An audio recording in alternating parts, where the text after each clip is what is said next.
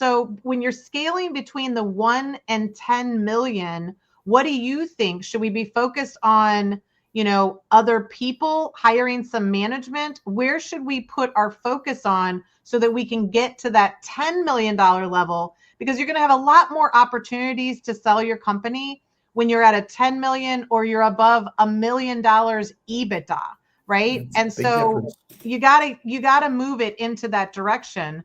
What do you think is the stumbling blocks, or do you think are the areas that somebody should focus on when they're trying to get to that level?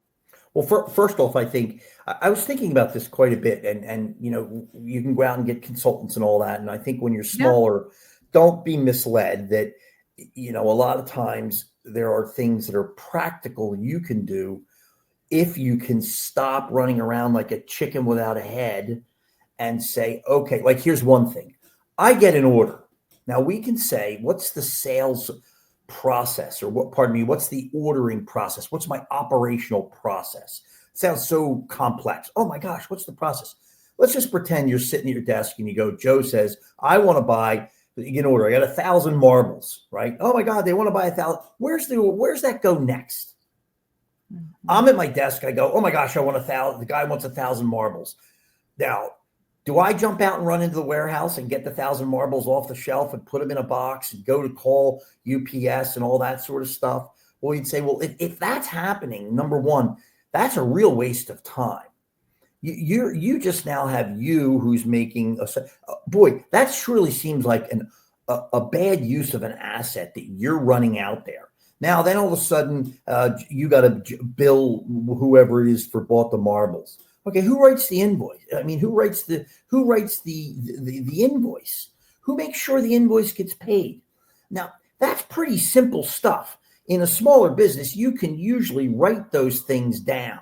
Now, if you're saying to yourself, but I'm the main salesperson, I'm the one who's getting the marble orders, and I want to get more marbles.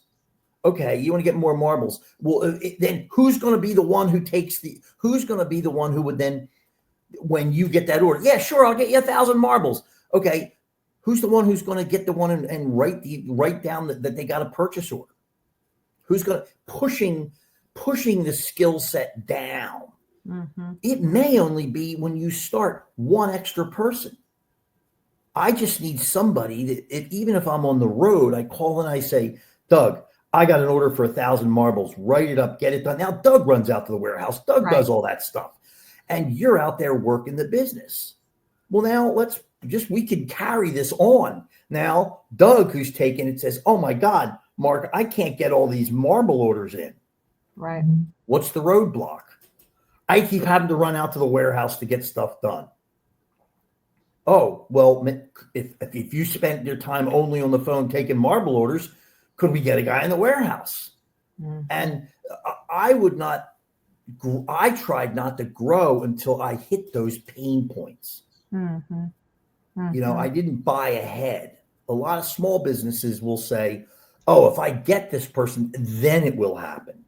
I was always of the business that let's get it in. Let's reach almost a breaking point before I say, now I'm going to have to get somebody else.